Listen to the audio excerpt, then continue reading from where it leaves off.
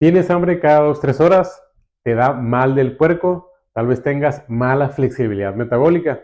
Hola, soy Daniel Ortiz, licenciado en nutrición y licenciado en actividad física y deportes. El día de hoy pues vamos a intentar desmenuzar este tema, un término que ya tiene sus añitos, pero bueno, vamos a intentar desmenuzar, ¿no? Básicamente definir qué es la capacidad que tiene tu cuerpo entre cambiar diferente tipo de combustible o energía.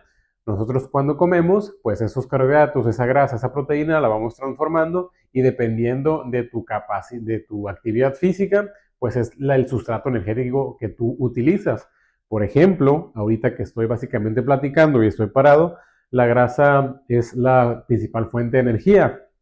Si yo empiezo a trotar cada vez, empiezo a trotar ligero, la grasa seguirá siendo la fuente de energía. Y si yo empiezo a trotar cada vez más fuerte, cada vez más, pues la glucosa será el principal sustrato energético. Si yo empiezo a levantar pesas, por ejemplo, pues también la glucosa es la energía que voy a utilizar. Entonces, en personas con mala flexibilidad metabólica, tienden a utilizar más la glucosa como fuente de energía. Y eso es básicamente un problema porque significa que rápido se van a acabar sus reservas energéticas y no van a saber utilizar bien la grasa como debería, ¿no?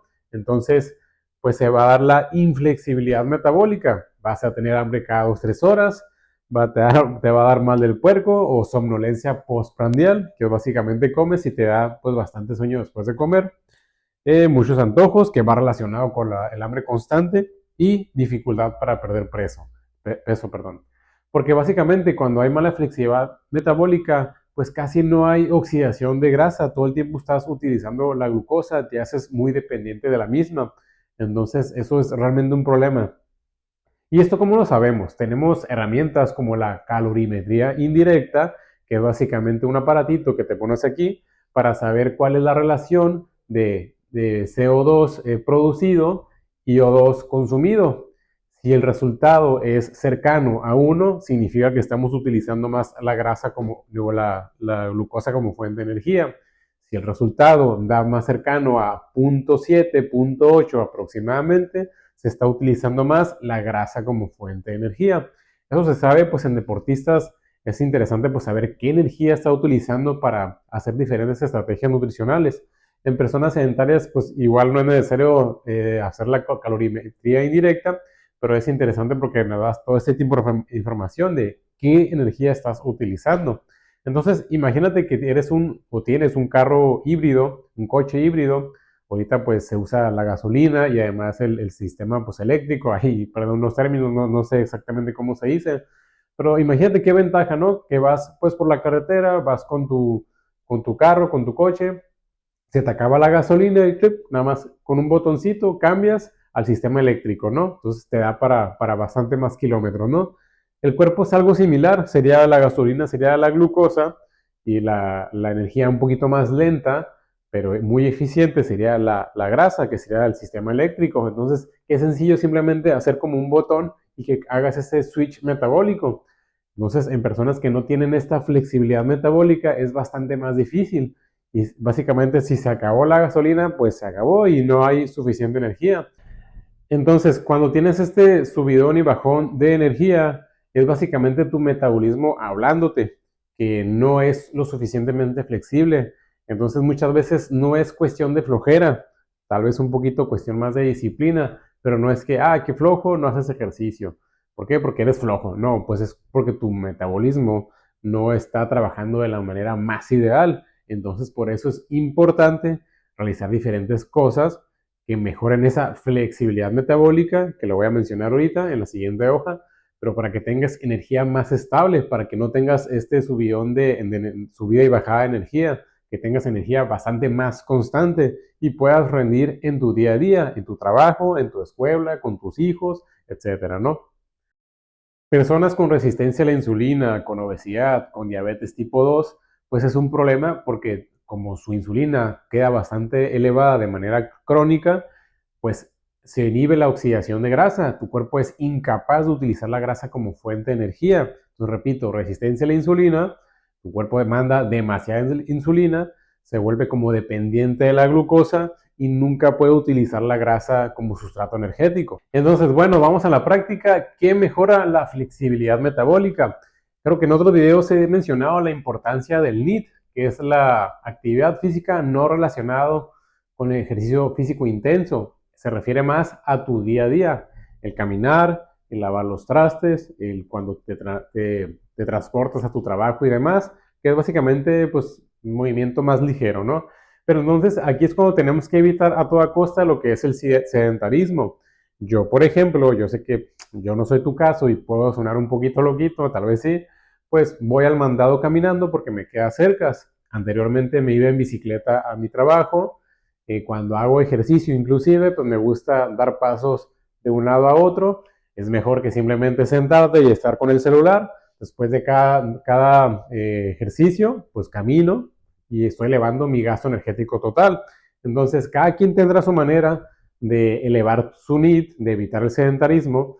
Yo sé que aquí en México está, pues en chino, está muy difícil porque todos los trabajos son muy sedentarios, pero dentro de tus posibilidades, perdón, poner una alarma cada 30 minutos, cada hora aproximadamente, para que al menos te levantes. Si tu trabajo tiene escaleras, pues que vayas, subas y bajes las escaleras, que aproveches cada situación pues, para moverte un poquito, ¿no?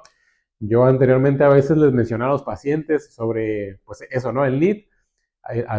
A una dentista me acuerdo muy bien que le comenté, bueno, pues tienes una pared, sí, bueno, pues ponte en esa pared, ponte en simulación de silla sentada, y resultó que ahí entre sus compañeros intentaban aguantar o hacían como competencia, ¿no? De a ver quién aguantaba más en esa posición. Se trabajan bastante bien las piernitas y hacerlo un poquito como juego, inclusive es bastante ameno, ¿no?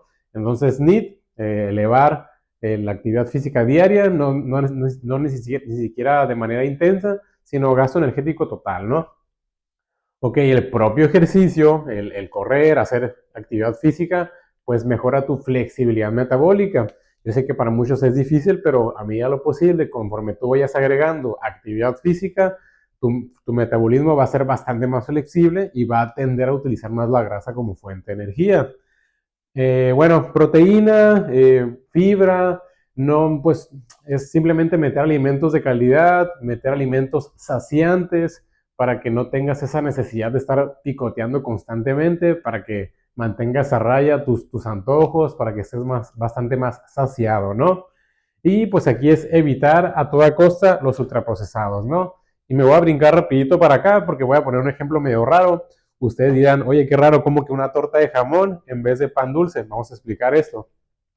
Para mí, cuando un pacientito viene a consulta, lo ideal es enseñarle maneras o estrategias o buscar alguna manera para que evite lo más que se pueda lo que son los ultraprocesados. El pan dulce, las galletitas, soda, refresco, etcétera, ¿no? Todos esos alimentos, pues básicamente tienen muchas calorías, mucho azúcar, carbohidratos refinados, y pues esos alimentos no te van a dar saciedad, no te van a nutrir realmente. Entonces, si a medida de lo posible tú vas disminuyendo esos ultraprocesados y vas agregando alimentos, aunque no sean super fit, pues van a ser mucho mejores en muchos sentidos que con los ultraprocesados. Entonces, podrías meter más una tortita de jamón, ahorita que estamos todavía más o menos en fechas navideñas, a ver cuándo subo este video, pues más pavo, más carnita, más jamón, más verdurita, lo más que se pueda. Entonces, al agregar más alimentos pues de mejor calidad un poquito, pues vamos a disminuir un poquito lo que son los ultraprocesados, ¿sí? Entonces también, pues, ¿qué pasa en tu cuerpo cuando consumes pan dulce, por ejemplo? Tu nivel de azúcar en sangre, junto con los picos de insulina, la gráfica sería más o menos así, un subidón de energía y va a ir bajando bastante más agresiva. En muchas ocasiones, personas con resistencia a la insulina o diabetes, se da lo que es la hipoglucemia reactiva. Pero, en cambio, comida un poquito más naturalita, menos ultraprocesada, el pico suele ser un poquito más chiquitito y la energía suele ser bastante más estable. Entonces, miren la gran diferencia que es de energía. Ahorita lo hice un poquito rápido e improvisado, pero básicamente que tengas energía más estable a lo largo del día y que no tengas estos picos tan agresivos y caídas tan feas, porque va junto con pegado, repito. ¿Qué pasa? Tengo hambre, como un pan dulce, me va a llenar pues media hora, una hora, tal vez un poco más, voy a tener un bajón de energía, rápido voy a tener hambre y otra vez voy a tener una mala decisión nutricional. En cambio, si cada vez poco a poco vamos mejorando esto, que no tiene que ser a fuerzas una torta de jamón, puede ser un pollito asado, unos tacos de asada, no sé, una birria, un caldo de camarón, hay diferentes opciones. Y esto lo menciono porque son opciones pues más de calle, ¿no? Yo sé que a veces el trabajo pues no te permite ir a tu casa, ¿no? Entonces, escogemos esos tipos de alimentos, tenemos una energía un poquito más estable y por ende pues menos antojos y menos picoteos. ¿Está bien? Entonces, pues no se trata de hacer cosas extremas, sino de adaptar a tus posibilidades de tu día a día, ¿no? También pues se menciona mucho de la dieta cetogénica, los ayunos, que son interesantes para utilizar más la grasa como fuente de energía. Estoy de acuerdo hasta cierto punto, pero también es un poquito complicado pues llevarlo al día a día de las personas, ¿no? Entonces, con el ir quitando los ultraprocesados e ir agregando alimentos un poquito menos ultraprocesados, más naturales, mínimamente procesados, pues es mucho mejor opción para empezar, ¿no? Ok, entonces es todo por hoy. Daniel Ortiz, licenciado en nutrición. Espero les haya gustado y nos vemos en la próxima. Ah, bueno, sí, los invito a que vean mis redes sociales. Ahí en Instagram, en Facebook, he subido más contenido ahí, contenido un poquito más corto, por eso casi no he estado aquí. Yo sé que casi nadie me ve, nomás una que otras personas, ahí mi mamá a lo mejor. Pero bueno, para que chequen las redes sociales, Facebook, Instagram, ahí les dejo en la descripción. Nos vemos en la próxima.